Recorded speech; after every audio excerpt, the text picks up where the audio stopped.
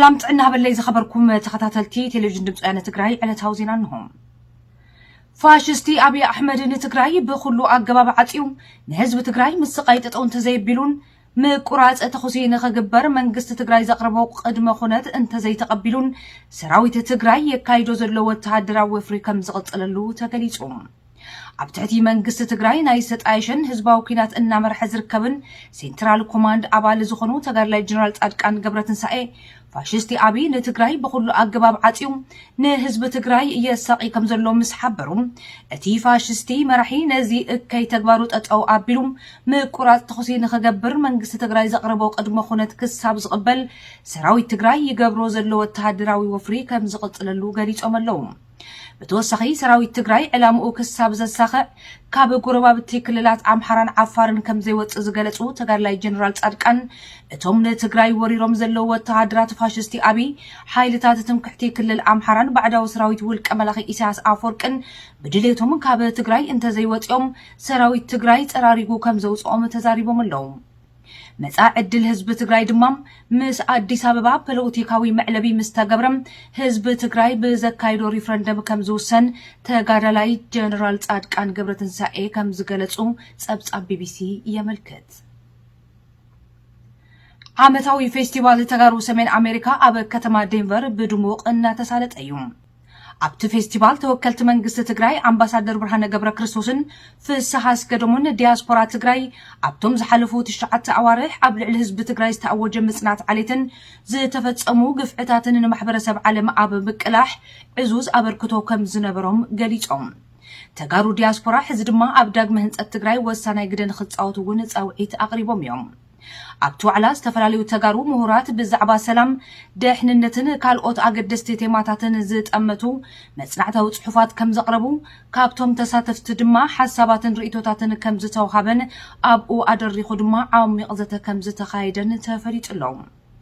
ኣብ ግዝአት ኮሎራዶ ከተማ ዴንቨር ኣብ ዝተሳለጠ ዓመታዊ ፌስቲቫል ተጋሩ ሰሜን አሜሪካ በአሽሓ ዝቁጠሩ ተወለድቲ ትግራይ ከም ዝተሳተፉን ህዝብ ትግራይ የካይዶ ዘሎ ቃልሲ ዘወድሱ ስራሕቲ ሙዚቃ ከም ዝቀረቡን ንምፍላጥ ተኻኢሉሎም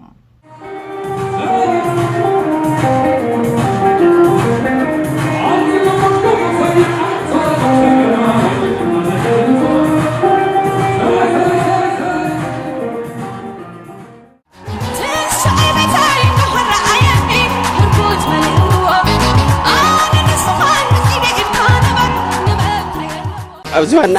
ተጽዕኖ ይነሩ ግን ካብ መጠን ላዕሊ ደስና ብጣዕሚ ፀሓይ በሪቕና ክንብል ንኽእልና ሓንቲ እንኳ ህይወቶም ንሳኸ ከፍሉ ንበረኻ ኸይዶም እሞ እዞም ደቅና ጀጋኑ ታሪክ ሰሪሖም ክምለሱ ከለው ካብ መጠን ንላዕሊ ተሓጒስና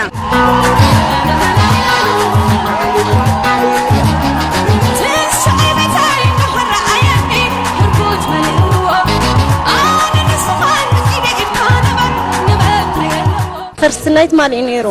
تودينا عوتي ليوم ኣብ ትግራይና ክልተ ሰለስተ ግዜ ሲዕርና እዮም ቀጻሉን ክስዕሮም ኢና ኩል ግዜ ካ ትግራዋይነት ናተ ኩሉ ይኽነብ በዛቤትና እንደምሕብ ተስማ ሓፊጅና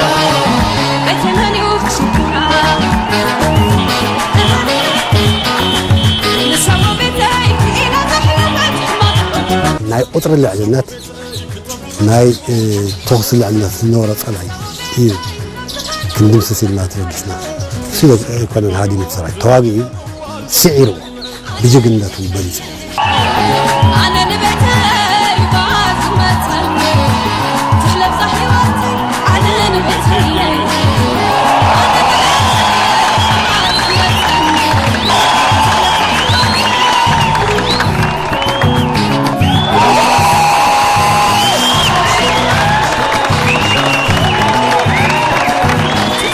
زوم يشفشفونا هم يتابعون تحيلهم زي درسنا حرهم زي نوصل سلسلة مش كله إيد لما هاون كأهم عدل زي توك أمد هم يتابعون إيد نكسوي تسوي بتيش حركة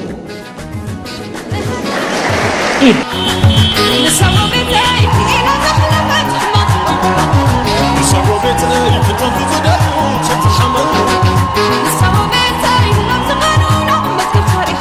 الساعتهم نايبهم يقولوا أنا أنا يبون نقبر سرنا يا ولدنا أي تأمر سرحت يوم تمدقنا تحلب صحيواتي صبت تقرأ حتى نزدل تقرأي سعيرة تقرأي تعوت تسعر ونفكع متقرشة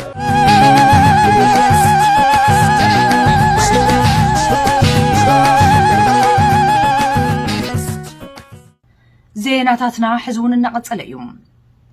من قدي أير إثيوبيا وتهدراتنا أطوار كينات فاشستي أبي أحمد يملالس كمزلو تحبيرهم جيشتي نتتكال كاب متقام نخوق أبو دمات أو عيد قريب لهم فاشستي أبي مسملا فنتو حيلتات تشاريخهم قابل عليه حزب تግራይ ورار كاب زفتم جميرهم من قد أير إثيوبيا وتهدراتنا أطوارات كينات فاشستاوي سرعات كملالس كمزصنحم زتفلالي وغنات كمزحبروا بادلير أون كانوا زتبخال مربب حبريتا أفليطلهم ኣብዚ ሕዚ እዋን ገይሽቲ ነቲ ትካል ካብ ምጥቃም ንኽቁጠቡን ጉዕዞኦም ድማ ብኻልኦት መንገዲ ኣየራት ንኽገብሩን ጽዑቕ ወፍሪ እናተገብረ ከም ዝኾነ እውን እቲ ዜና ሓቢሩሎም ብተወሳኺ መንገዲ ኣየር ኢትዮጵያ ካብቲ ፍሉጣት ትካላት መንገዲ ኣየር ዝሓቆፈ ጉጅለ ስታር ኣሊያንስ ኣባልነቱ ንኽስርዝ ወፍሪ እናተገብረ ከም ዝርከብ እቲ ሓበሬታ ኣመልኪቱሎም እቲ ትካል ኣብ ልዕሊ ተወለድቲ ትግራይ ዝኾኑ ሰራሕተኛታቱም ዝተፈላለዩ በደላት ክፍጽምን ካብ ስርሖም ክሰጉግን ከም ዝጸንሐ ደ ቴሌግራፍ ዝተባሃለ መራኸቢ ሓፋሽ እንግሊዝ ከም ዘቃልዐውን ዝዝከር እዩ ካብ ምስረታ ክሳብ ዕብየት መንገዲ ኣየር ኢትዮጵያ ተጋሩ ዕዙዝ ግደ ከም ዝተጻወቱ ዝፍለጥ ኮይኑ ብፍላይ ድማ ካብ ቀረባ ዓመታት ንድሓር ብኣቦ ወንበር ቦርድ እቲ መንገዲ ኣየር ዝነበሩ ስውእ ተጋድላይ ስዩም መስፍን ኣመራርሓ ተኣምራዊ ዝበሃል ዕብየት ካብ ምርኣይ ሓሊፉም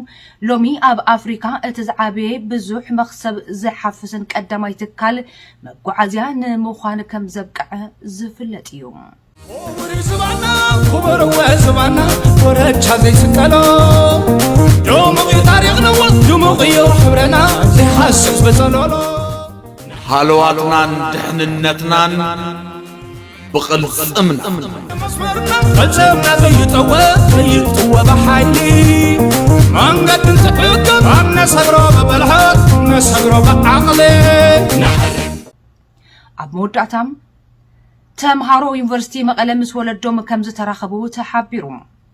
ዩኒቨርሲቲ መቐለ ንዕረፍቲ ዘፋኖም ተምሃሮ ብሰላም ንናብ ዝመጽሉ ከባብታት ከም ዝተመለሱ ተገሊጹሎም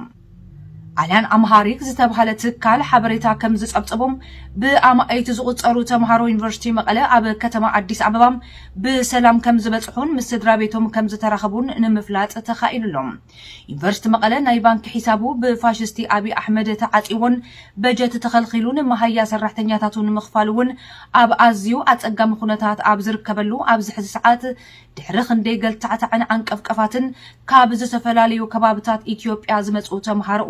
بسلام كفانو كم زخالم أبتز حالف سمون أبزوت أو مجلس إبرس محبارو زذكريوم